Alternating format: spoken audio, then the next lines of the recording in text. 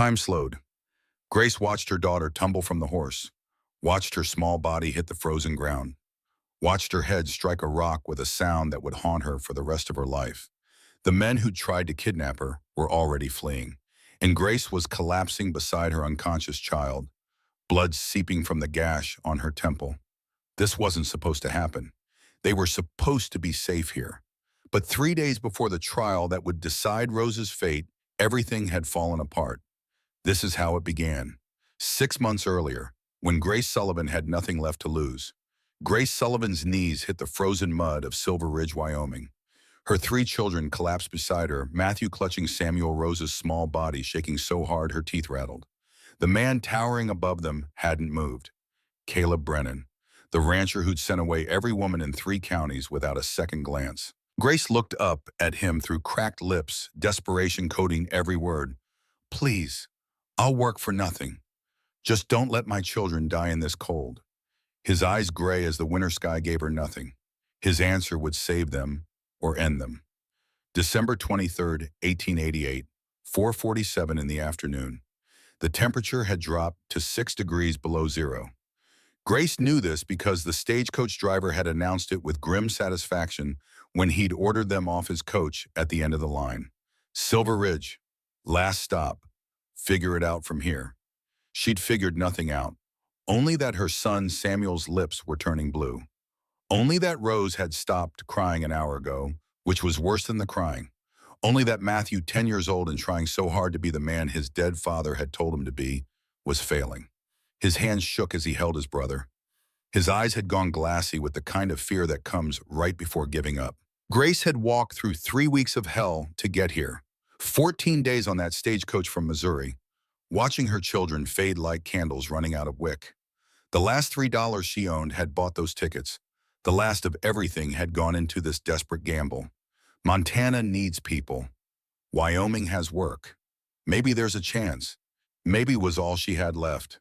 Now maybe stood 6'2" in front of Hartley's General Store, wearing a weathered coat and a face that looked like it had forgotten how to feel. Caleb Brennan. She didn't know his name yet. Didn't know anything except that he'd walked past her like she was a ghost. Like her children were already dead and not worth noticing. Something had broken inside her then, or maybe something had finally hardened. Wait. The word came out before she could stop it. He paused, didn't turn, just stopped, one hand on the store's door handle. "Are you hiring?" The silence stretched. 1 heartbeat. 2. 3. No. He still hadn't turned around. "I can work." Grace stepped forward, her voice refusing to shake. "Any work. I'm not asking for charity. Just a chance to earn shelter for my children." Now he turned. Those gray eyes swept over her. Over Matthew standing rigid at her side. Over Samuel swaying on his feet, barely conscious. Over Rose's face pressed against her neck, small hands clutching fabric like it was the only thing keeping her tethered to life. "I said no. I heard you. Then we're done." "We're not." Something shifted in his expression. Not anger exactly, more like confusion, like he wasn't used to people pushing back, like the word no was supposed to end conversations, not start them. "Ma'am, my children haven't eaten a real meal in 6 days." Grace's voice stayed level, but something raw bled through anyway. "My son almost died of cold on that stagecoach an hour ago. My daughter asked me if we were going to die, and I couldn't tell her no with any certainty." She stepped closer, close enough to see the lines around his eyes, the old grief buried beneath the emptiness, the way his jaw tightened when she mentioned dying children. "I'm not asking you to save us. I'm asking you to let us work for the right to save ourselves." The general store had gone silent. The woman behind the counter, middle-aged with iron gray hair and eyes that missed nothing, stood frozen. Even Rose had stopped whimpering. Caleb Brennan stared at Grace for a long moment. Then his gaze dropped to Samuel. The boy had started shaking again, violent tremors that rattled his thin frame. His lips were losing color. His eyes couldn't quite focus. "Your boy." Caleb's voice changed. Something cracked beneath the ice. "He's sick. He's cold and hungry." Grace's chin lifted. "And he'll be fine once I can get him somewhere warm. He needs a doctor. He needs food and shelter. I can handle the rest." Caleb studied her face, searching for something. Grace didn't know what. She just knew she had to hold his gaze, had to let him see that she meant every word, that she wasn't begging. She was negotiating. Terms for survival. What's your name, Grace Sullivan? This is Matthew Samuel and Rose. Your husband dead 2 years now, and you came here alone with 3 children. I came here because I had nowhere else to go. Something flickered in those gray eyes. Recognition, like looking into a mirror and seeing your own desperation staring back. Like remembering what it felt like to have nothing and need everything. I don't run a charity, he said. I'm not asking for one. Work on my ranch is hard, harder than anything you've done. I've buried a husband and kept 3 children alive through poverty that would have broken most men. Grace's voice didn't waver. Try me. The challenge hung in the air. The woman behind the counter made a small sound. Shock, maybe, or admiration. Caleb's jaw tightened. His hands, large and scarred from years of labor, curled at his sides. Then he spoke. My ranch is 8 miles north. You work from before dawn until after dark. You do what needs doing without complaint. The children stay out of the way. Grace's heart hammered against her ribs. And if it doesn't work, you leave come spring. He paused. No arguments, no negotiations. You just go. Understood. Be ready at first light. I'll bring a wagon. He turned back to the woman behind the counter. Add blankets to my order, and whatever food she needs to get through tonight. Then he paid, collected his supplies, walked out without another word. The door closed behind him. Grace stood in the sudden silence, her legs threatening to give way beneath her. The adrenaline that had kept her upright was draining fast, leaving her hollow, shaking. Well, the woman's voice was hushed. In 30 years, I've never seen Caleb Brennan agree to anything. Grace turned to face her. What do you mean that man's turned away every woman in 3 counties? The woman came around the counter, moving with surprising quickness. Good women, capable women. They've offered him everything short of selling their soul, and he sent them all packing. Then why did he say yes to me? The woman looked at her, really looked, with something like wonder. I don't know. But whatever you said to him, whatever he saw in you, you might just be the first person to crack that wall in 8 years. What happened 8 years ago? His wife died. The woman's voice softened. Rebecca. Fever took her in the dead of winter. He buried her himself because the ground was too frozen for anyone else to help dig. She shook her head slowly. After that, he stopped being a person and started being a ghost. Grace absorbed this. A man who'd buried his wife alone, who'd shut himself off from the world, who'd said no to everyone until tonight. A man carrying 8 years of grief like a stone around his neck. Why? Why did he say yes to me when he said no to everyone else? The woman was already gathering the food Caleb had paid for. Bread, dried beef, cheese, apples, more food than Grace had seen in weeks. Maybe he saw something in you he recognized. The woman paused. Or maybe he just couldn't watch another person die. Not after Rebecca. Is there somewhere we can stay? Grace asked. Until morning, there's a storeroom in back. The woman gestured toward a narrow door behind the counter. It ain't much, but it's warm. No charge. And honey, yes, whatever happens out on that ranch, you be careful. The woman's eyes were serious. That man isn't cruel, but he's broken. And broken things sometimes cut deepest. The storeroom was barely 10 feet square. 1 cot, a wash basin, a window so frosted over it might as well have been a wall.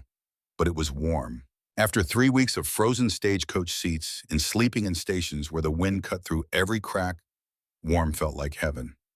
Grace got the children settled first, Matthew and Samuel on the cot, Rose squeezed between them. She piled every coat and blanket over their bodies until they looked like one lump instead of 3 small, fragile things. Eat first, she said. She unwrapped the food the storewoman had given her. The children's eyes went wide. Samuel made a sound, something between a gasp and a sob. All of this for us, all of it. Grace's throat tightened, slowly now. You'll get sick if you eat too fast. She watched them eat, watched the color return to their cheeks, watched Samuel's hands stop shaking, watched Rose actually smile for the first time in days. This was why she'd kept going. Not for herself, never for herself, For them. Mama. Matthew's voice was quiet, the serious one. The one he used when he was thinking too hard about things no 10-year-old should have to think about. That man at the store. Do you trust him? Grace considered the question. Did she trust Caleb Brennan? No. She didn't know him, couldn't trust someone she didn't know. But she'd seen something in his eyes when he looked at Samuel. Something that cracked through the ice, something almost like pain. I think he's a man who lost something important, she said finally. And I think lost people sometimes understand other lost people. That's not an answer.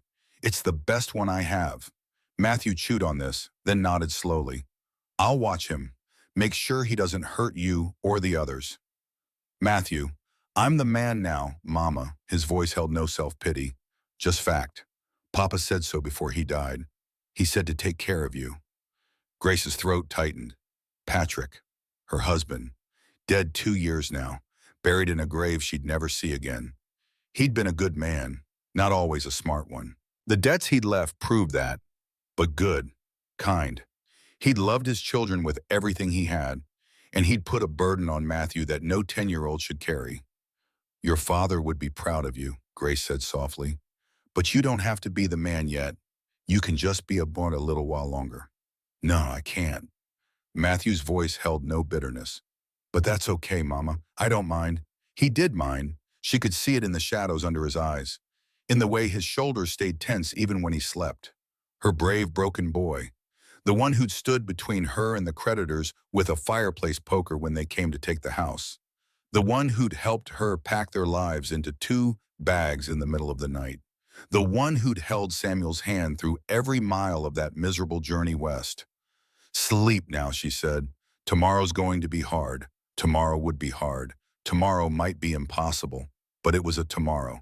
That was more than she'd had this morning. Grace sat on the floor after they fell asleep, her back against the wall, her eyes on the frosted window, thinking. Caleb Brennan, a name she hadn't known existed until 2 hours ago. Now her children's survival depended on him. What had he seen in her? Why had he said yes? I came here because I had nowhere else to go. Maybe that was it. Maybe he recognized the desperation. Maybe he'd felt it himself once, standing in some other frozen town, begging some other stranger for a chance. Or maybe he just needed help badly enough to take a risk on a woman with 3 starving children. It didn't matter why. What mattered was tomorrow. Grace closed her eyes and tried to rest. Sleep wouldn't come. It hadn't come properly in weeks. Her mind kept racing, planning, calculating, worrying. What if the ranch was worse than the road? What if he changed his mind? What if Samuel's cough got worse? What if Matthew had to use that fireplace poker instinct he'd developed? What if? What if? What if? The thoughts spiraled until she wanted to scream. Instead, she pressed her hand against her chest, felt her heart beating, focused on that, still alive, still fighting. Tomorrow would come. She'd face it then. She'd face it like she'd faced everything else. Alone. Dawn broke gray and bitter. Grace woke before light touched the frosted window, washed the sleep from the children's faces. Did what she could to make them presentable. Not much she could do. Matthew's shirt was missing 2 buttons. Samuel's boots had holes in both soles. Rose's coat was more patches than original fabric. But they were clean. They were alive. It would have to be enough. Mama, I'm scared. Rose's whisper came as Grace braided her hair.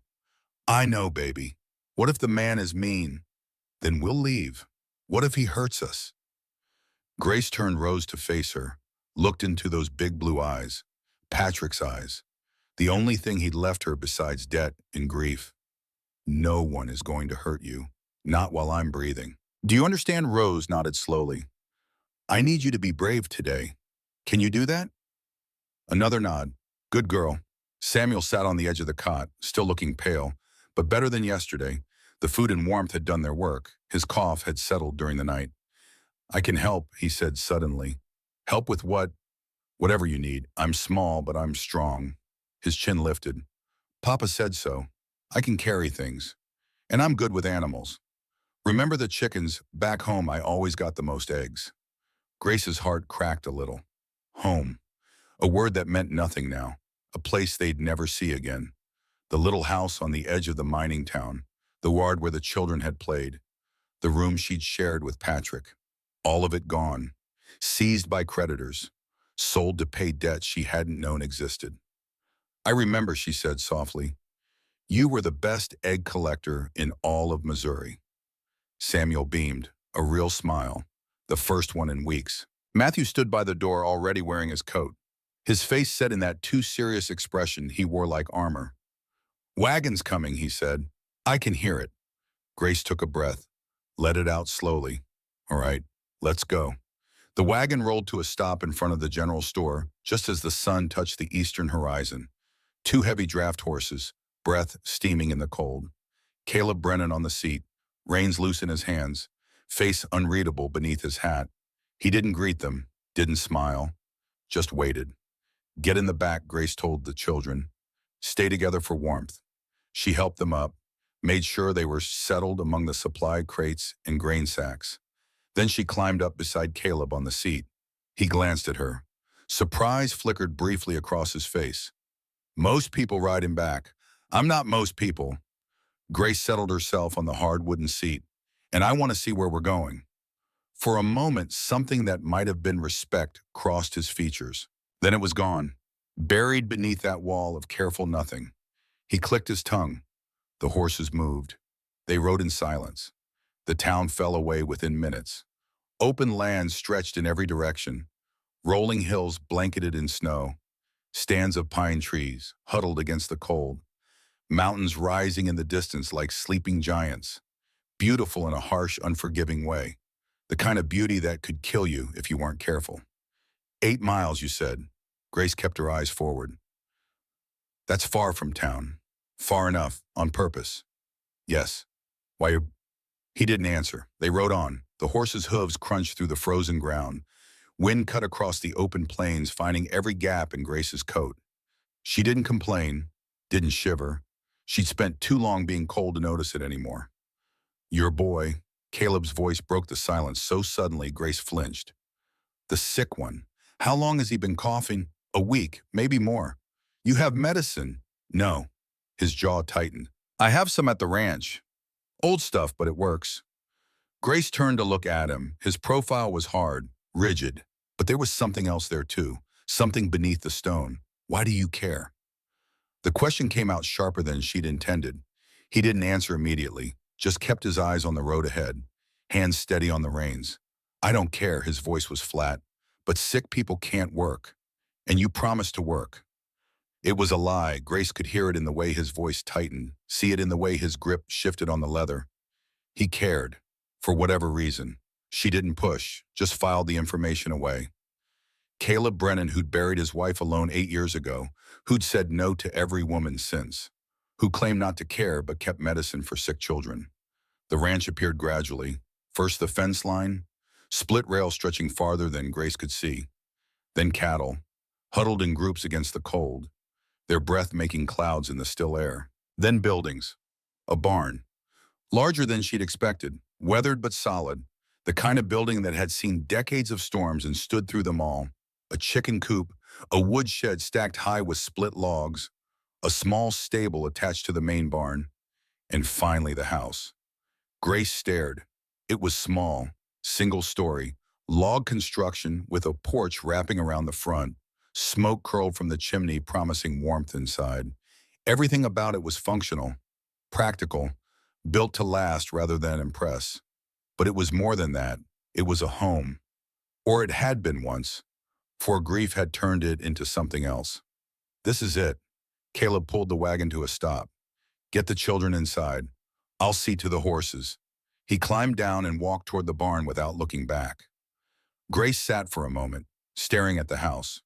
Her children's faces appeared over the wagon's edge. Mama, Matthew's voice was cautious. Is this it?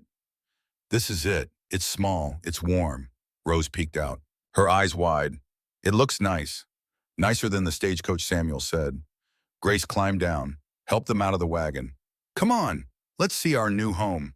The inside stopped her cold, not because it was bad, because it was empty. A main room with a stone fireplace, a table with 4 chairs, A kitchen area with a cast iron stove radiating blessed heat.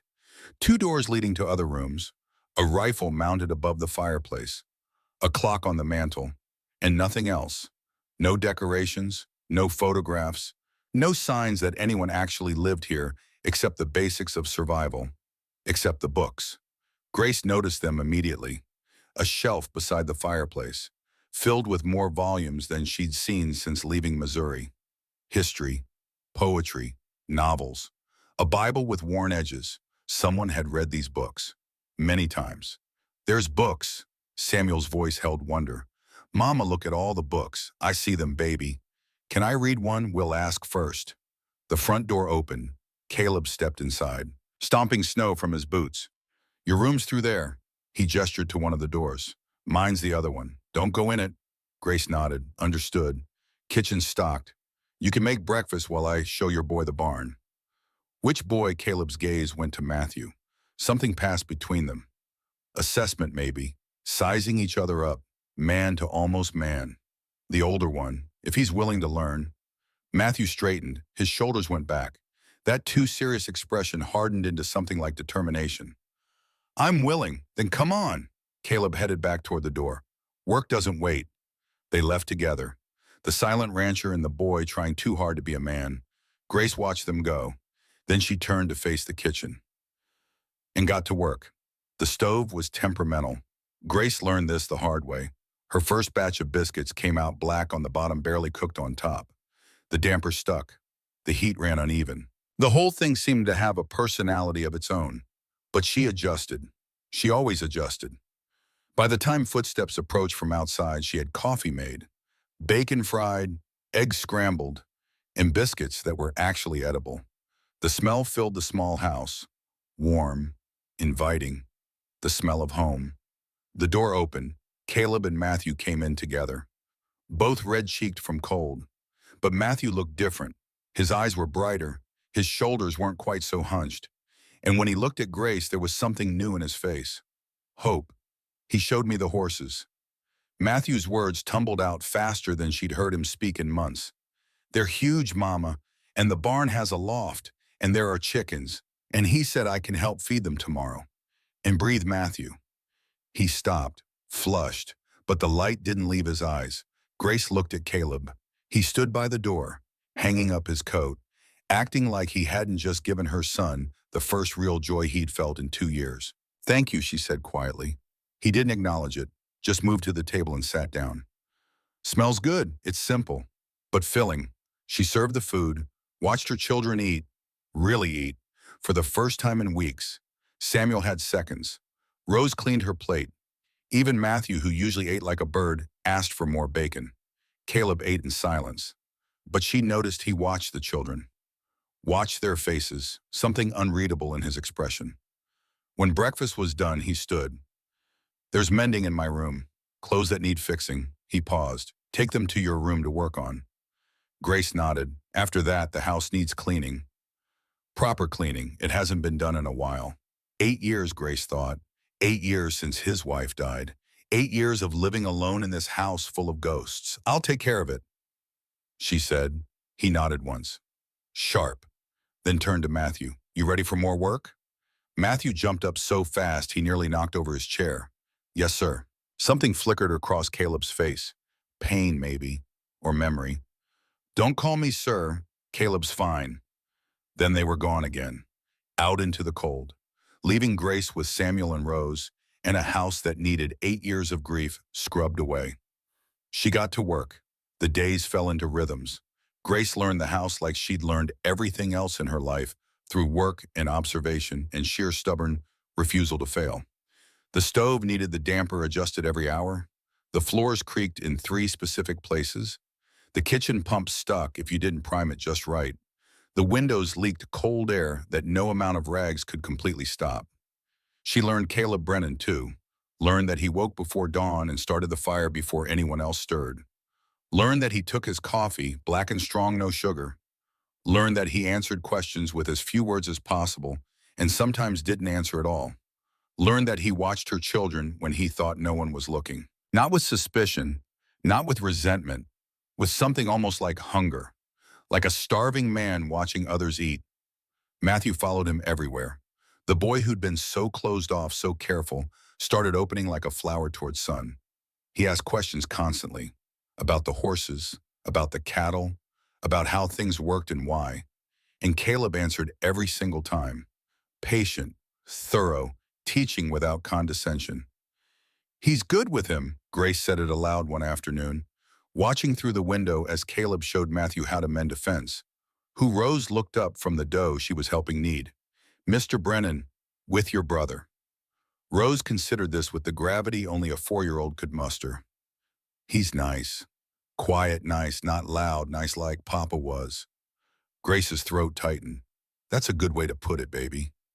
Samuel was different. He didn't follow Caleb the way Matthew did. Instead, he'd found the chickens. Every morning before Grace even called him for breakfast, Samuel was in the coop, talking to the hens, collecting eggs, making friends with a particular speckled hen he'd named Clementine. She likes me best, he told Grace seriously one evening. She lets me pick her up. She doesn't let anyone else do that. Maybe you have a gift with animals. Papa said I did. Samuel's face clouded briefly. He said I'd make a good farmer someday. Grace pulled him close, pressed a kiss to the top of his head. Your papa was right. 2 weeks passed, then 3. The house transformed under Grace's hands. Floors scrubbed until they gleamed, windows washed, clothes mended, kitchen organized until everything had its proper place. And slowly, so slowly, she almost didn't notice it, the house started feeling less like a museum and more like a home. Then came the blizzard. Grace woke to screaming, not human screaming, wind. Wind that howled against the house like a living thing, rattling windows, finding every crack and gap and filling them with cold. She was out of bed before she fully woke, in the main room before she could think. Caleb stood at the window, fully dressed, staring out at something that looked like the end of the world. What's happening? He turned. His face was grim. Blizzard, bad one. Came in faster than I expected. He grabbed his coat from the hook. Fences down in the north pasture. The cattle will freeze. Yes, Grace didn't hesitate. I'm coming with you. No, you can't do this alone. You'll die out there. So will you, and if the cattle die, we all die anyway. She was already pulling on her boots. This isn't about heroics, it's about survival. He stared at her, that gray gaze searching her face for something. Whatever he found made him nod. Get dressed, warmest things you have. 2 minutes. Grace was ready in 1. The storm was like nothing she'd ever experienced. Wind that knocked her sideways. Snow that fell so thick she couldn't see her hand in front of her face. Cold that bit through her borrowed coat and found her bones within seconds. She stayed close to Caleb, followed his dark shape through the white nightmare, trusted him to know the way when she couldn't see anything. The barn loomed out of the snow like a ghost. Inside, they saddled horses with fingers already going numb. Caleb handed her a coil of rope. Stay behind me. Follow exactly where I go. If you lose sight of me, follow the fence line back. Don't try to find me. Don't try to be brave. Just survive. Understand? Grace understood. I understand. They rode out into hell. Time stopped meaning anything. There was only the horse beneath her, the shape of Caleb ahead, the endless assault of wind and snow and cold. Her fingers went numb first, then her face, then something deeper. A core coldness that settled into her chest and made every breath a battle. But she didn't stop, couldn't stop. The cattle appeared like phantoms, dark shapes huddled against a broken section of fence, lowing in distress. Grace dismounted, her legs nearly gave out, but she forced them to hold. Caleb was already working, hammering boards, stringing wire, his movements sharp and economical despite the cold. Grace helped, held boards while he nailed them, passed him wire, helped shove confused cattle back from the breach. She didn't feel her hands anymore, didn't feel much of anything except the desperate need to keep moving, keep working, keep going. When the fence finally held, when the last cow was turned back toward shelter, Caleb grabbed her arm. She couldn't see his face through the snow, couldn't hear his voice over the wind, but she felt his hand, solid, real, alive. They rode back. In the barn, Grace's legs finally failed her. She slid off the horse and crumpled into the straw, unable to stand, barely able to breathe. Caleb was there, arms around her, lifting her up. Can you walk? I don't know. Try. She tried. Her legs were wooden, unresponsive, but she forced them to move. One step. Two. Caleb kept his arm around her waist, took most of her weight, got her inside. The house was warm. Matthew had kept the fire blazing. Samuel and Rose were curled together on the rug. Asleep. Sit. Caleb guided her to the chair by the fireplace. I'll get coffee. Grace sat, let the heat wash over her, felt her fingers start to burn as blood returned to them. Pain, but good pain, living pain. Matthew appeared in the bedroom doorway. His face was white. Mama, I'm all right, sweetheart. I heard the storm. His voice broke. And you were gone. And I thought. Grace held out her arms. Matthew crossed the room in 2 steps and threw himself against her, holding on like he'd never let go. I'm here, she murmured into his hair. I'm here, I came back. Don't do that again. His voice was fierce, terrified. Don't ever do that again. I can't promise that. Why not? Because sometimes the things worth protecting are worth risking everything for. Caleb returned with coffee, saw them holding each other, stopped. Something crossed his face. Pain, maybe, or longing. Then it was gone, and he handed Grace the cup with careful formality. Drink. You'll feel better. Grace took it, wrapped her frozen fingers around the warmth. Thank you. You didn't quit. His voice was rough. Out there, you didn't quit. Was that in doubt? Most people would have stayed inside where it was safe. Grace held his gaze. I told you before, Mr. Brennan, I'm not most people. Something shifted in his expression. The wall cracked just a little. No, he said quietly, you're definitely not. He sat down across from her. They drank coffee in silence while the storm raged outside and Matthew slowly relaxed against Grace's side. And somewhere in that silence, something changed. Not words, nothing as simple as words, just recognition. 2 people who'd stood against something that could have killed them. Neither had broken. That meant something. The storm broke 3 days later. Grace stood on the porch at dawn, watching the sun turn the snow-covered world into a field of diamonds. Behind her, she could hear the children stirring. Samuel talking to Rose about Clementine. Matthew asking Caleb something about the horses. Normal sounds, family sounds. Strange how quickly abnormal could become normal. Strange how quickly strangers could become something more. Penny, for your thoughts. Caleb's voice came from behind her. She hadn't heard him approach. Just thinking about how different things look in daylight. The storm. Everything. He moved to stand beside her, not touching, but close. Close enough that she could feel his warmth in the cold air. You saved my cattle, he said. Probably saved the ranch. I wouldn't have been able to do it alone. Is that a thank you? It's a fact. Grace smiled slightly. You're not good at thank yous, are you? No. He paused. But I'm trying. They stood in silence, watching the sun rise higher, watching their breath make clouds in the cold air. Why did you say yes? Grace asked finally. That day in the store, everyone says you turn everyone away. Why not me? Caleb was quiet for a long time. When he spoke, his voice was different, softer, like he was letting her see something he usually kept hidden. Because you reminded me of someone. Your wife, no. He shook his head slowly. Myself, 20 years ago, standing in another town, asking another stranger for a chance. He paused. Someone gave me one, a rancher named Silas Weston. He took me in when I had nothing, taught me everything, left me this place when he died. So you're paying it forward. Something like that. Grace turned to look at him. Really look. The hard lines of his face. The gray eyes that weren't quite as cold as they'd been 3 weeks ago. The way his hands hung at his sides. Strong hands. Capable hands. Hands that could be gentle when they needed to be. Matthew looks up to you, she said. Samuel's happier than he's been since his father died. Rose isn't scared anymore. And you? The question surprised her. What about me? Or are you still scared? Grace considered this. Considered him. Less than I was. Something like relief flickered across his features. Good, he cleared his throat. I should check the fences. Make sure last night didn't bring any more down. He started to turn away. Caleb, he stopped, looked back.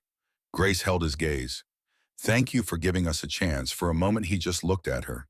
Then slowly the corner of his mouth lifted, not quite a smile, but closer than anything she'd seen from him before. You're welcome, Mrs. Sullivan. Then he was gone, walking toward the barn, and Grace stood on the porch watching him go, feeling something she hadn't let herself feel in 2 long years. Hope. Dangerous, fragile, terrifying hope. She let herself feel it anyway. The weeks after the storm settled into something Grace hadn't expected. Peace. Not the fragile waiting for disaster kind of peace she'd known in Missouri. Something steadier. Something that felt almost like it might last. She woke each morning before dawn, started the fire, put coffee on. By the time Caleb emerged from his room, the kitchen was warm and breakfast was cooking. They'd exchange a nod, nothing more, and he'd take his coffee to the porch while she finished preparing the meal. Small rituals, simple patterns, the bones of something being built. Matthew had transformed. The boy who'd arrived hollow-eyed and hunched now stood straighter, talked more, laughed occasionally. He followed Caleb everywhere, absorbing knowledge like dry earth drinking rain. He asked me about branding today, Matthew told Grace one evening, his voice bright with excitement. Said, come spring, he'll teach me how to do it proper. Said, I've got steady hands. Grace looked at her son's face, really looked, and saw something she'd feared was gone forever. Joy. That's wonderful, sweetheart. Mama, do you think? Matthew hesitated, suddenly uncertain. Do you think Papa would mind that I'm learning from someone else? The question hit Grace harder than she expected. She set down the shirt she'd been mending and pulled Matthew close. Your Papa would be proud, she said firmly. He'd be proud that you're learning, that you're growing, that you're becoming the man he always knew you could be. He wouldn't mind at all. You promise? I promise. Matthew nodded slowly, then quieter. I still miss him, but it doesn't hurt as much as it used to. Is that bad? No, baby. Grace's voice cracked. That's healing. That's exactly what it's supposed to feel like. Samuel had found his place too. The chickens had become his domain. He collected eggs each morning with the seriousness of a surgeon, reported to Grace about each hen's mood and productivity, had lengthy conversations with Clementine that he refused to share with anyone else. She tells me secrets, he explained when Rose asked. I can't repeat them. That would be rude. Rose herself had bloomed in unexpected ways. The fearful, clinging child who'd arrived at the ranch had started venturing out. First to the porch, then to the barn, then wherever her curiosity led her. And increasingly, that curiosity led her to Caleb. Grace first noticed it on a Tuesday afternoon. She was scrubbing the kitchen floor when she heard Rose's voice drifting through the window. Why do you talk to the horses? Caleb's response was too low to hear. But they can't talk back. Rose pressed. That's silly. A pause. Then Caleb's voice slightly louder. Sometimes the best listeners are the ones who can't talk back. They just hear. No judgment, no advice. Just hear. Oh. Rose considered this. Like when Mama holds me and doesn't say anything. Something like that. Do the horses like you? I reckon they tolerate me. What's tolerate mean? It means they put up with me even when I'm difficult. Are you difficult? A long pause. Then so quiet Grace barely caught it. Sometimes. Yes. Grace set down her brush and moved to the window. Caleb sat on an overturned bucket outside the barn, a harness in his hands that he was supposedly repairing. Rose stood beside him, close enough that her small hand rested on his knee. She'd never seen her daughter touch him before. She'd never seen Caleb allow anyone to touch him. I think the horses like you, Rose said decisively. And Clementine likes you too. Samuel said so. Did he now? Uh-huh. He said you're quiet, but you're not mean. He said that's the best kind of person. Caleb's hands stilled on the harness. Your brother's a smart boy. I know. Rose's tone was matter of fact. Mama says he gets it from Papa. But Matthew says I'm smart too. Just different smart. What kind of smart are you, heart smart? Rose tapped her chest. I know when people are sad, even when they pretend they're not. She tilted her head, studying Caleb's face. You're sad a lot, but you're getting less sad, I can tell. Grace held her breath. Caleb was silent for a long moment. When he spoke, his voice was rough. You might be the smartest person I've ever met, Rose Sullivan. Rose beamed. Mama says that too, but I think she's just being nice. I'm not being nice. I mean it. Oh, Rose processed this. Then can I help you fix the harness? Do you know anything about harnesses? No, but I can learn. Matthew says you're a good teacher. Another long pause. Then Caleb shifted over on the bucket. Making room. Sit here. I'll show you how it works. Rose scrambled up beside him, and Grace watched them through the window. The broken man and the 4-year-old girl, heads bent together over a piece of leather, and felt something crack open in her chest. She turned back to her scrubbing and didn't try to name what she was feeling. Some things were too fragile for words. That night after the children were asleep, Grace found herself unable to settle. The house was quiet, the fire burning low. Restlessness drove her to the main room where she found Caleb at the table with a ledger open before him. Can't sleep, she asked. He looked up. Something flickered in his eyes. Surprised maybe at finding her there. Accounts, he gestured at the ledger. Trying to figure how we'll make it through to spring. The word hung between them. Caleb's jaw tightened. The ranch. How the ranch will make it. Grace moved closer, looking at the numbers spread across the page. She could read. Unusual enough for a woman of her station, but more than that, she understood what she was seeing. You're short, some. More than some. She traced a column with her finger. Feed costs are too high. And you're planning for repairs that should have been done last summer. He stared at her. You can read ledgers. I can read most things. My mother was a teacher before she married. She taught me everything she knew. Grace pulled out the chair across from him and sat down. Show me the rest. For a moment, she thought he'd refuse. Close the ledger, shut her out. Retreat behind those walls he'd built so carefully. Instead, he turned the book toward her. Here and here. He pointed to 2 columns. Those are the problems. Not enough cattle survived last winter. And the ones that did aren't fetching good prices at market. Grace studied the numbers, her mind working through possibilities. What about the south pasture you mentioned? It needs clearing. Been meaning to get to it for 2 years. Never had the hands. You have hands now. Matthew's young, but he works hard. I can help too, once the spring thaw comes. Caleb shook his head. That's not women's work. I didn't realize survival had a gender. Grace met his eyes evenly. I've dug ditches, Mr. Brennan. I've hauled water and chopped wood and done everything a man can do because there was no man to do it.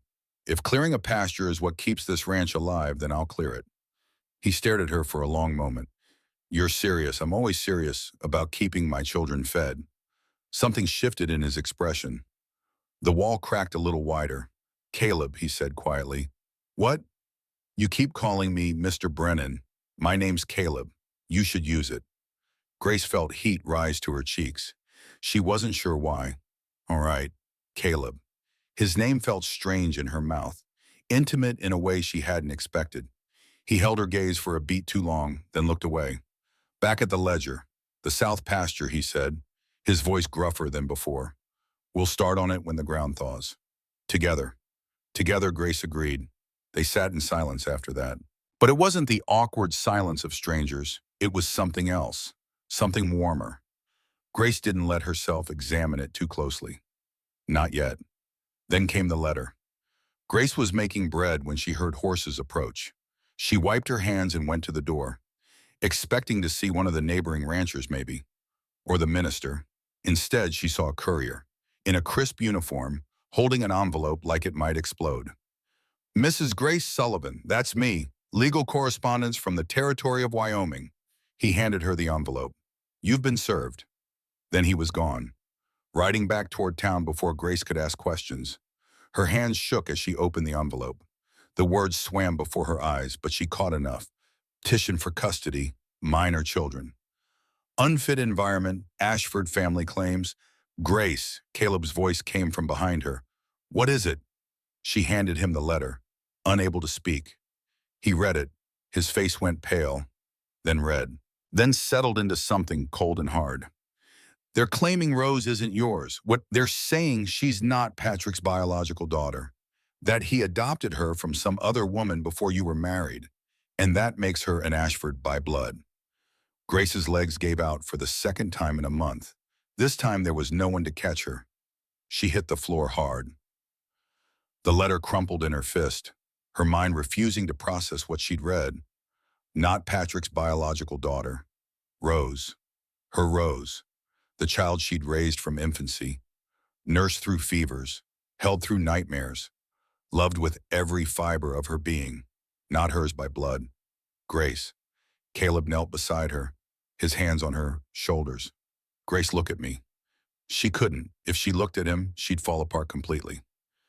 Is it true? His voice was careful, gentle. Did Patrick adopt Rose before you were married? The words unlocked something in Grace's chest. Yes. Her voice came out broken.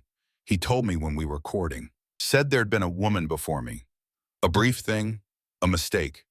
She died in childbirth and left him with a baby girl he didn't know how to raise. That's why he wanted to marry so quick. He needed a mother for Rose, but you raised her. From what Caleb's voice was still gentle.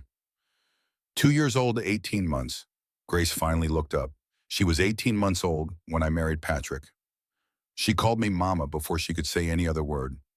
She doesn't know. She's never known. Then how do the Ashfords know? That was the question, the one that had been clawing at Grace's mind since she read the letter. I don't know. Patrick never talked about his family, said they disowned him years ago, wanted nothing to do with him.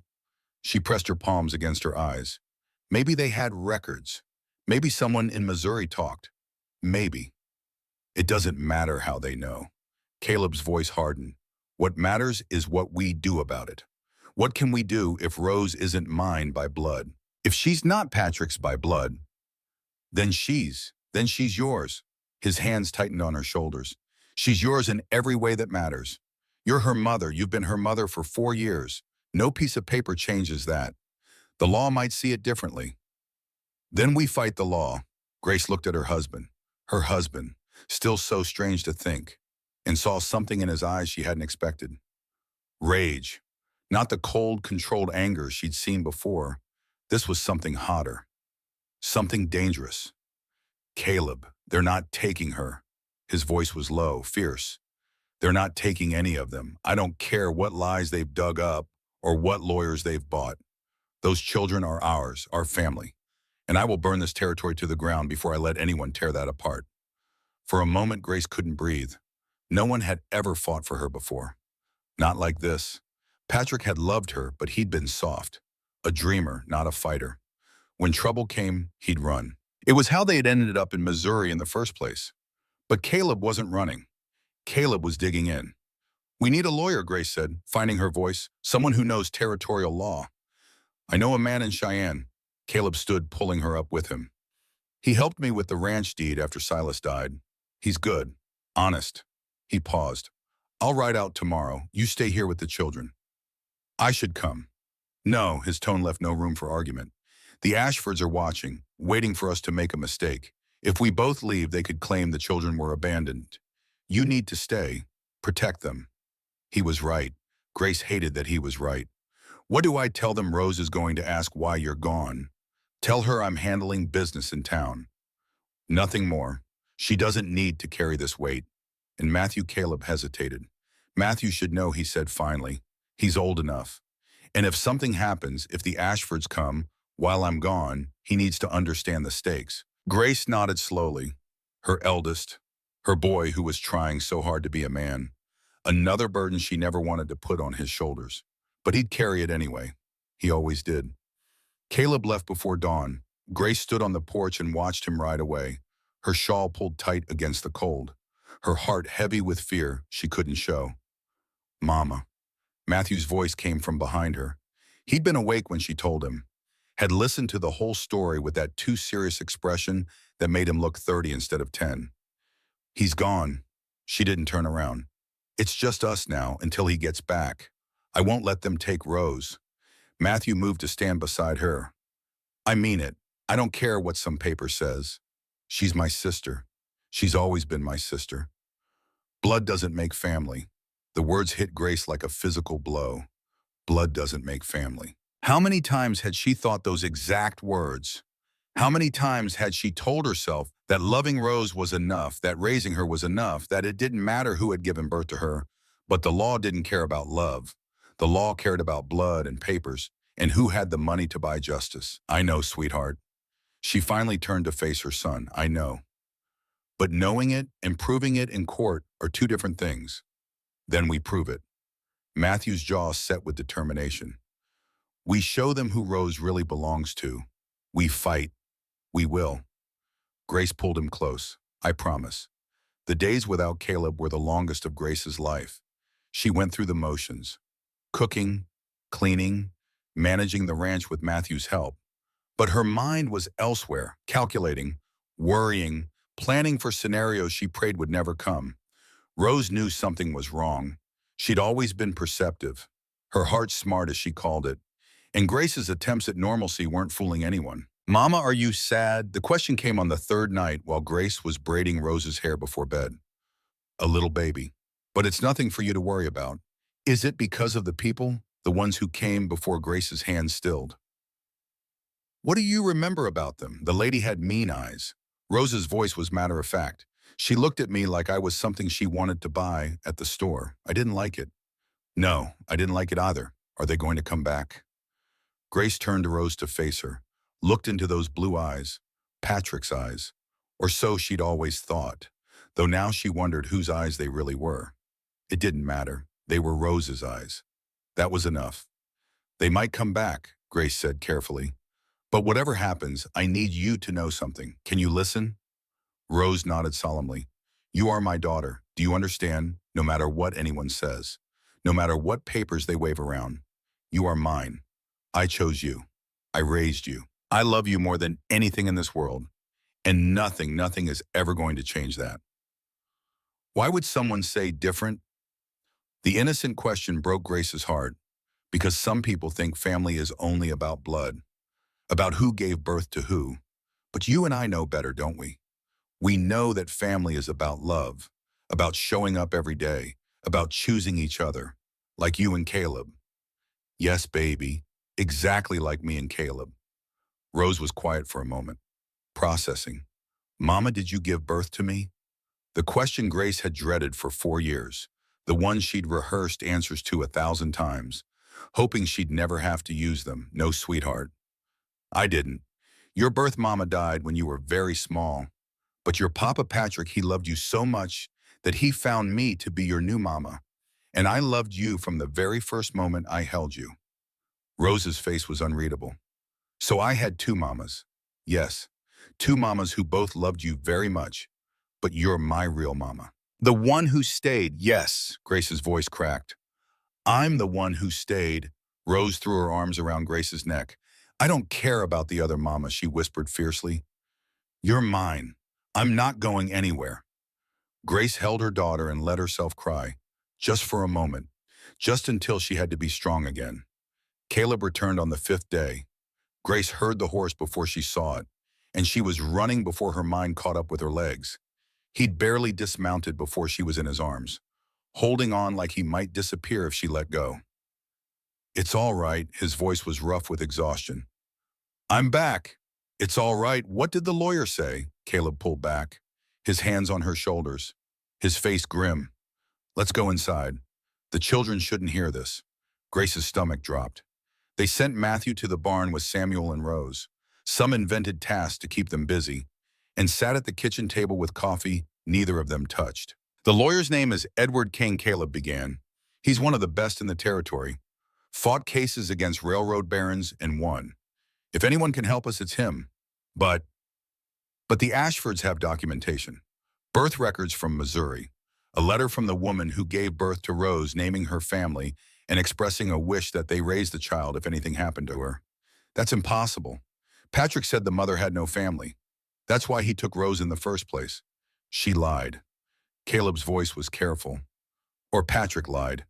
Either way, there's a paper trail, and the Ashfords have followed it. Grace felt the ground shift beneath her. So what do we do? Kane says we have options. Caleb's voice was measuring each word now. The strongest is to argue that you've been Rose's de facto parent for 4 years. That taking her now would cause irreparable harm. that the Ashfords have no relationship with her and can't claim to act in her best interest. Will that work, maybe? Kane's seen cases like this go both ways. A lot depends on the judge, on how the Ashfords present their case. He stopped. On what? On whether they can prove you're an unfit mother. The words hit like a slap. Unfit. I've worked myself to the bone for those children. I know, Caleb reached across the table. Took her hands. I know, but the Ashfords have money, and money can buy testimony. They could find people in Missouri willing to say whatever they're paid to say. They could twist the fact that you fled with the children, that you were living with me before we were married. But we're married now. Everything is proper now. But they're going to ask about before, and the truth is, he paused, choosing words carefully. The truth is a widow traveling alone with 3 children, ending up at a bachelor rancher's homestead. People can make that look however they want it to look. Grace pulled her hands away. So what are you saying, that we've already lost? I'm saying we need to be prepared for all possibilities. Caleb didn't answer. That was answer enough. The hearing was set for April.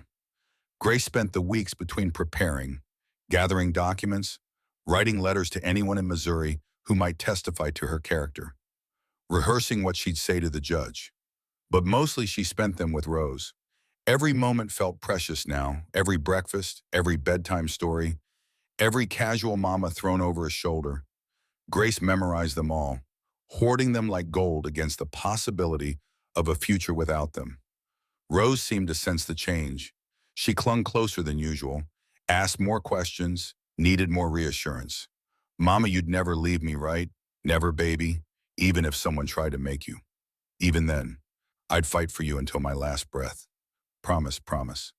The night before Caleb was to leave for Cheyenne with the lawyer, Grace couldn't sleep. She stood on the porch in the dark, wrapped in a blanket, staring at nothing. Caleb found her there. You should rest. Can't. Grace's voice was barely a whisper. I keep thinking about what happens if we lose, if they take her, if I have to watch my daughter be dragged away by strangers who don't love her, who only want her because of some blood connection that means nothing. We're not going to lose. You don't know that? No, he moved to stand beside her. I don't. But I know that whatever happens tomorrow, we face it together. And I know that even if the worst happens, even if they take her, we don't stop fighting. We appeal. We petition. We do whatever it takes for as long as it takes. And if that's not enough, Caleb was quiet for a long moment. When Rebecca died, he said finally, I thought my life was over. I thought I'd never feel anything again. I closed myself off from everyone, everything. Because the pain of losing her was so unbearable, I couldn't imagine surviving it. Caleb, but I did survive, day by day, moment by moment. Not because the pain went away, but because I kept going anyway. And eventually, years later, you walked into that general store and reminded me that surviving wasn't the same as living. He turned to face her. If we lose Rose tomorrow, the pain will be unbearable. But we'll survive it. We'll keep fighting. And someday, maybe years from now, we'll find a way to bring her home. You really believe that I have to, his voice cracked. Because the alternative is giving up. And I don't know how to do that anymore. Not since you taught me how to hope again. Grace reached for him. He held her tight. They stood together in the dark, drawing strength from each other, preparing for a battle that might cost them everything. Then 3 days before the scheduled hearing, everything fell apart. It was late afternoon, February 28th. Grace was inside making bread. Matthew was in the barn with Caleb. Samuel was at the chicken coop. Rose was playing outside near the fence line, picking wildflowers for Rebecca's grave. It was a routine she'd developed, talking to the other mama as she called her, leaving flowers, making peace with ghosts. Grace heard the horses before she heard the screaming. 2 riders, not the Ashfords, men she didn't recognize, rough-looking, the kind who did jobs no one else would do for money no one else would pay. The first man called out. That girl there, Rose Sullivan, backed away, her small voice trembling. I'm Rose Brennan now. The second man dismounted, moved fast, grabbed her before she could run. Rose screamed. The sound cut through everything, through the walls, through Grace's chest, through the world itself. Samuel heard it from the chicken coop, ran toward the house, still mute, but frantically gesturing, pointing. Grace was already moving. Out the door, across the yard. No weapon, no horse, just raw terror driving her forward. Give her back, the words tore from her throat. The men were already mounted again. Rose struggling in the second man's arms, crying, reaching for her mother. Caleb and Matthew burst from the barn. Caleb had his rifle. He raised it, fired a warning shot into the air. The horses spooked. The man holding Rose lost his grip. Rose fell. Time slowed. Grace watched her daughter tumble from the horse, watched her small body hit the frozen ground, watched her head strike a rock with a sound that would haunt Grace for the rest of her life. The men fled. Caleb didn't chase them. He ran to Rose instead. Grace was already there, collapsing beside her daughter. Rose lay unconscious, blood seeping from a gash on her temple. Rose, baby, open your eyes, please, Angel, open your eyes. Caleb checked her pulse. She's alive, but we need a doctor. Now, Matthew took charge, his voice steady despite the fear in his eyes. I'll ride to town. I'm faster. Grace couldn't speak, could only nod. Matthew was on a horse within seconds. Riding like the devil himself was chasing him. 8 miles in gathering darkness. Grace held Rose, rocking her, crying, "This is my fault. I shouldn't have brought them here. Shouldn't have thought we could be safe. They found us. They'll always find us." Grace, Caleb's voice. Grace. She couldn't hear him, could only hear her own voice, her own breaking. "I can't do this. I can't. If she dies, if I lose her because I was too complacent, too stupid to think we could win against people like them." The hero broke down, just like the guide said she would. The strong woman who'd walked into a blizzard, who'd stood up to a rancher who terrified everyone else, who'd fought creditors and poverty and the entire journey west. She shattered. Maybe they're right, her voice was ragged. Maybe I'm not a good mother. Maybe Rose would be better. Caleb grabbed her shoulders, fierce. "No, listen to me. You are the best mother that girl could have. This is not your fault. This is a crime, and we're going to make them pay." Grace looked at him, at this man who'd said yes when everyone said he wouldn't, who'd fought beside her, who'd promised to burn the territory down before letting anyone take their family. Samuel stood in the doorway, silent, tears streaming down his face, still clutching Clementine the chicken like a lifeline. The doctor arrived with Matthew an hour later, the longest hour of Grace's life. He examined Rose, cleaned the wound, stitched her up with careful precision. "Concussion," he said. "She needs bed rest. 2 weeks minimum. And she's lucky. A few inches to the right, she'd be dead." Rose woke briefly as the doctor finished, her eyes unfocused, confused. "Mama, I'm here, baby. Those men," Rose's voice was so small, "they said I had another family, a real family. But you already told me about my birth, Mama. I don't understand why they want to take me." Grace's breath caught. Rose remembered the conversation from weeks ago, but hearing it weaponized by strangers had shattered the child's fragile understanding. "Rose, baby, what those men said was a lie. You don't have another family waiting for you. You have this family, the one that loves you, but the people who want to take me." Rose whispered, "They said I belong to them." "You belong to no one," Grace said fiercely.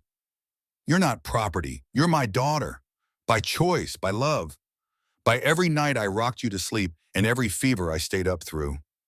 Grace's voice shattered. "I raised you from when you were 18 months old. I loved you from the first moment I held you. Blood doesn't make family, Rose.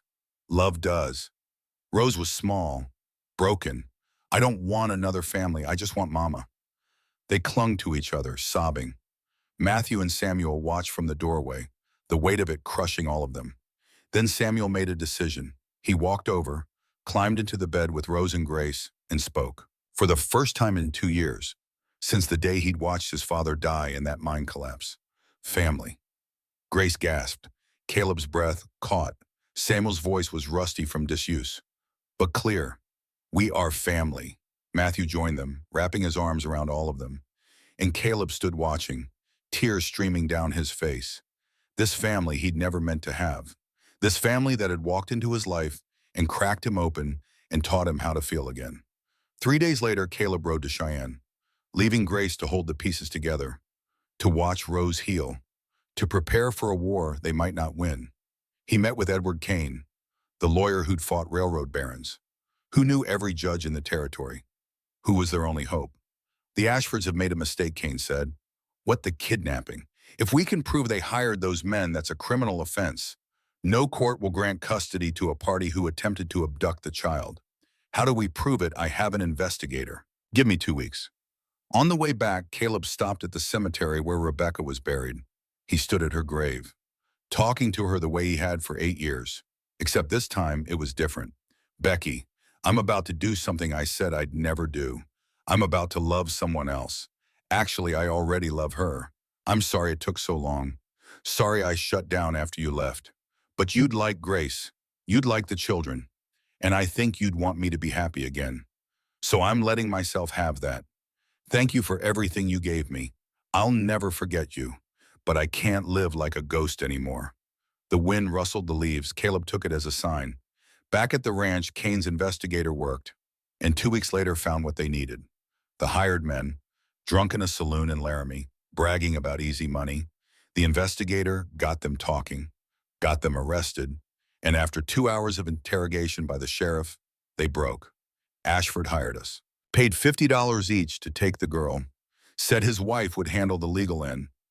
Kane had his proof, but the Ashfords lawyered up immediately, claimed the men were lying, trying to reduce their sentences by implicating innocent people.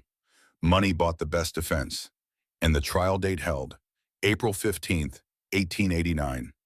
Then came the judge's shocking order. He wanted Rose to testify. The child is 4 years old. The court needs to hear from her own mouth what she wants. Kane warned Grace and Caleb.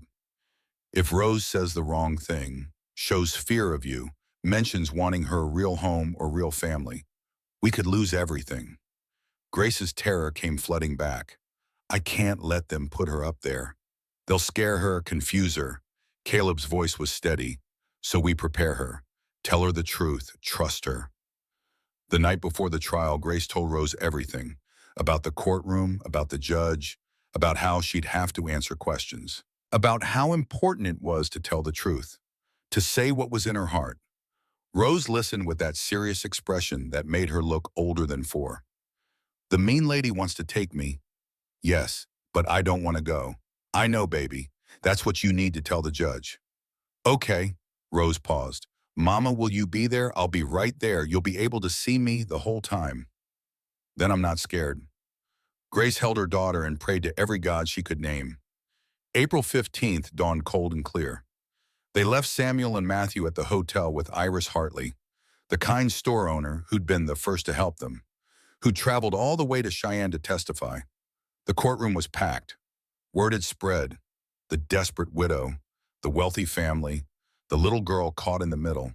People Grace didn't know lined the benches, their faces curious, sympathetic, or simply hungry for drama. Grace ignored them all, her eyes fixed on the judge as he entered. As he settled into his chair, as he shuffled through papers that held her family's fate, Judge Marcus Stone, 60 years old, white-haired, stern-faced, the kind of man who'd seen too much human misery to be shocked by any of it. The Ashford lawyer spoke first, smooth, practiced, weaving a story of a poor orphan child stolen from her rightful family by a desperate widow who'd fled her debts and ended up in the arms of a strange man.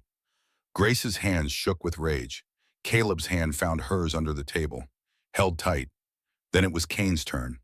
He called witnesses, Reverend Thomas Webb, the minister who'd married Grace and Caleb, who testified to their character, to the love he'd seen in that household. Iris Hartley, who told the story of that first night. That woman walked into my store half dead from cold with 3 starving children. And she didn't beg, didn't cry. She asked for work, any work, because she'd do whatever it took to keep those babies alive. That's not an unfit mother. That's the best kind of mother there is. The doctor who treated Rose after the attack, who described the injuries, the concussion, the way the wound was consistent with being dropped by fleeing kidnappers. The sheriff who'd interrogated the hired men, who presented their signed confession. The Ashford lawyer objected frantically. The judge overruled. Then Grace took the stand. Kane's questions were gentle, leading her through the story. How she'd met Rose, how she'd raised her, how she'd loved her from the first moment. Mrs. Brennan, tell the court about your relationship with Rose. Grace's voice was steady. I met Rose when she was 18 months old. Patrick, my husband, he needed a mother for her. Her birth mother had died. He asked me to marry him. And I agreed, not because I loved him then. I didn't know him. I agreed because that baby needed me. She paused. And in the first moment I held her, I loved her. She called me mama before she said any other word. I stayed up nights when she had fevers. I taught her to walk. I sang her to sleep every night for 4 years. When Patrick died, I could have left her. The creditors only wanted money. They didn't care about a 4-year-old child. But I didn't do that because she's my daughter. Not because of blood, because of love.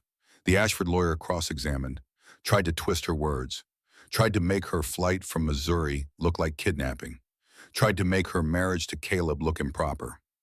Kane objected. The judge sustained. The lawyer shifted tactics. Mrs. Brennan, do you love your husband? Grace paused, then answered with complete honesty. Yes, I love him. Even though you married him just to strengthen your custody case, I married him because he's the best man I've ever known. Because he loves my children like his own. Because he showed me that family isn't about blood. It's about who chooses to love you and stay. The courtroom murmured. Then came the moment everyone had been waiting for. Judge Stone called Rose to the stand. Grace's hand tightened on Caleb's. Matthew in the gallery leaned forward. Rose walked up, tiny, blonde curls still showing the bandage where her head had been stitched. The bailiff brought a box for her to stand on. Her feet dangled. Hello, Rose. The judge's voice was gentle. I'm Judge Stone. I just want to ask you a few questions. Is that okay? Rose's voice was small but clear. Yes, sir. Good. Now, do you know those people there? He pointed to the Ashfords. Rose looked, then answered. They're the people who want to take me away from Mama. Do you know their names? Rose shook her head. No. They never talk to me. They only talk to Mama. I see. And do you want to live with them? Rose's response was immediate, fierce. No. Why not? Because they're not my family. They don't even know my name. The courtroom realized it then. The Ashford lawyer had called her Lucy in the documents. Wrong name. Wrong child. They'd never even met her. What is your name? Rose Sullivan Brennan. I used to be Rose Sullivan, but now I'm Brennan because Mama married Pa. Pa, you mean Mr. Brennan? Rose nodded vigorously. Pa Caleb. He teaches me about horses, and he made me a wooden horse for Christmas. And Samuel a chicken. Samuel's my brother. He didn't talk for a long time, but now he does, and the first word he said was family because that's what we are. Her voice got stronger, braver, and Mama is my real Mama. She stayed. Those men, they tried to take me, and they dropped me, and my head hurt, and Mama held me, and Pa shot the gun to make them leave. And Matthew, that's my other brother, he rode in the dark to get the doctor, and that's what family does. They stay. They fight. Judge Stone leaned forward. So you want to stay with your Mama and Pa? Yes, please, sir. Please don't take me away. Rose started crying. Grace half rose from her seat. Caleb held her back. No one is going to take you away, Rose. The judge's voice was firm. I promise. He gavelled for recess. 20 minutes later, he returned with his verdict. The court has considered the evidence presented by both parties. This is not an easy decision. Grace couldn't breathe. The law recognizes the importance of blood relation, but it also recognizes the bonds formed through care and upbringing. The Ashford family has presented documentation establishing Rose's blood connection to their family. However, they have had no contact with the child for 4 years. They have made no effort to support her, raise her, or participate in her life in any meaningful way. Most critically, evidence shows they hired men to kidnap the child, a serious criminal offense. Mrs. Brennan, by contrast, has been Rose's mother in every practical sense since the child was 18 months old. Multiple witnesses have testified to the strength of their bond and to Mrs. Brennan's fitness as a parent. Blood is important, but it is not everything. A child is not property to be claimed by whoever can produce the right paperwork. A child is a human being with relationships and attachments that must be considered. It is the ruling of this court that Rose Sullivan Brennan shall remain in the custody of her mother, Grace Brennan, and her stepfather, Caleb Brennan. The petition of the Ashford family is denied. The gavel struck. For a moment, Grace didn't understand. Then Caleb grabbed her hand, and Kane was smiling, and somewhere behind her, someone started clapping. They'd won. Rose was hers, forever. Grace broke down completely. Great heaving sobs she couldn't control and didn't want to. Caleb held her while she fell apart, while a courtroom full of strangers watched, while the Ashfords gathered their papers and left without a word. "It's over," Caleb murmured. She's ours." Rose ran from the witness stand into Grace's arms. Matthew and Samuel burst in from where they'd been waiting outside. The family crushed together, whole again. Victoria Ashford paused at the door, met Grace's eyes. For one moment, something almost like respect flickered across her face. Then she was gone, and Grace was free. 6 weeks later, a letter arrived. Eastern postmark. Grace's hands shook as she opened it. "Dear Mrs. Brennan, I am writing to offer my sincere apologies for the distress my family caused you earlier this year. Upon reflection and after conversations with my husband, I have come to understand that my actions were misguided. Rose belongs with you. She always has. I allowed my grief over my late sister and my guilt at having abandoned Patrick years ago to cloud my judgment. I convinced myself that taking Rose would somehow make amends for past wrongs. It would not have. It would only have created new ones. Please know that we will not pursue legal action again. The Ashford family formally withdraws any claim to Rose's custody now and in the future. If you are ever willing, I would welcome the opportunity to write to Rose, not as a claimant to her care, but simply as an aunt who wishes to know her. However, I understand if this is too much to ask. The decision is entirely yours. With respect, Victoria Ashford." Grace read it 3 times, then sat down heavily and cried. Caleb found her, read the letter. His expression shifted from fear to disbelief to grudging respect. She's giving up. She's apologizing. Grace wiped her eyes. "What do I do about the letter writing?" Caleb was quiet. "What do you want to do? I don't know. Part of me wants to burn this. Part of me thinks Rose deserves to know she has family, even family that made mistakes. What does your heart say?" The part that's Rose's mother, Grace considered. That part says to ask Rose. She's young, but she's smart. She can decide. That evening, Grace explained, simply, "The woman who tried to take you wants to be friends now." Rose listened with that 4-year-old seriousness. She was mean before. Yes, but people can change, right? Pa changed. He was hard and lonely, and now he's not. That's true. Maybe she's not mean anymore. Maybe she just needs someone to be nice to her. Grace's heart swelled. "So you want to write to her? I want to try. But if she's mean again, we stop. Deal." They shook on it. The first letter went out a week later. 3 sentences in Rose's careful handwriting. About Clementine, about the new calves, about how pretty Wyoming was in summer.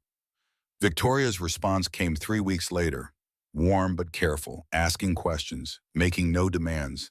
It was the beginning of something. Grace didn't know what yet, but it felt right. October arrived with the smell of wood smoke and changing leaves. Exactly 1 year after Grace had stumbled off that stagecoach with 3 starving children and no hope. She stood on the porch with coffee, watching her family. Matthew in the corral, working with the young horse Caleb had bought him. 14 months had transformed him. From scared boy to confident young man, comfortable in his own skin in ways he'd never been in Missouri. Samuel at the chicken coop, talking to Clementine, collecting eggs with careful attention. He'd grown inches over the summer, lost the hollow look, laughed often and easily now. Rose helping Caleb mend a fence, holding tools, asking endless questions, making him smile. She still had nightmares sometimes, but fewer. And she'd started drawing pictures for Victoria, building a bridge across distance and past hurt. "You're thinking hard." Caleb appeared beside her, work gloves dusty, face relaxed, just remembering. A year ago, standing in that general store, begging a stranger to help me. Wasn't begging. "You asked?" There's a difference. Is there begging is giving up your dignity? Asking is keeping it while admitting you need help. He leaned against the porch rail. You never gave up your dignity, Grace. Not once. I would have if that's what it took. Maybe, but you didn't have to. They watched the children, the ranch, this place that had seemed so harsh and foreign a year ago. That now felt more like home than anywhere Grace had ever lived. I never thanked you properly, she said. For what? For saying yes, for seeing something in a desperate stranger worth taking a chance on, for loving my children like they were your own. They are my own, I know. Grace's voice caught. That's what I'm thanking you for. Caleb turned to face her fully. You want to know something, what that day in the store? When you asked if I was hiring, I almost said no, almost walked away, almost kept my walls up the way I'd been keeping them for 8 years. What stopped you? Your boy, Matthew. He paused. He was standing there trying to be brave, trying to protect his brother and sister, even though he was just as scared as they were. And I thought that's what I would have done at his age in his situation. That's exactly what I would have done. So you said yes because of Matthew. I said yes because of all of you. But Matthew was the one who reminded me that strength wasn't about being alone. It was about being brave enough to let people in. Grace set down her coffee, took his face in her hands. I love you, Caleb Brennan. I love you too, Grace Brennan. His voice was rough. Thank you for letting us in. Thank you for not letting me push you away. They kissed as the autumn sun rose higher, and their children's voices carried across the ranch. Not a desperate kiss, not a passionate one.